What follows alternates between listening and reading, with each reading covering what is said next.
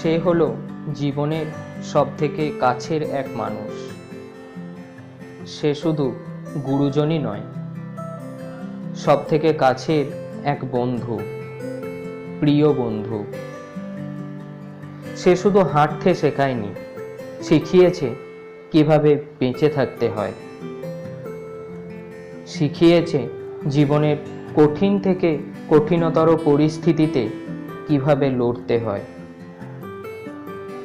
সে এক স্বজনপ্রেমী, বিনা পারিশ্রমিকে দিনরাত অক্লান্ত পরিশ্রম করে চলেছে শুধুমাত্র পরিবারের জন্য। অথচ আমরা পাষণ্ডের মতো তাকে দূরে ঠেলে দিই শুধু নিজেদের সুবিধার্থে। আর বিপদের সময় খেয়াল আসে শুধু তারই। আমরা ঠেলে সরিয়ে দিলেও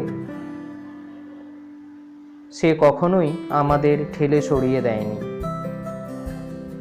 বছরের বিশেষ দিনগুলিতে আমরা তাকে নিয়ে সোশ্যাল মিডিয়াতে মাতামাতি করি, অথচ বাকি দিনগুলিতে তার খোঁজও নিই না।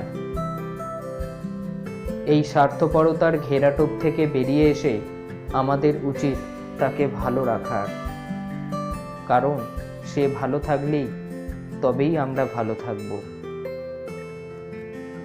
সে এক বীর যোদ্ধা।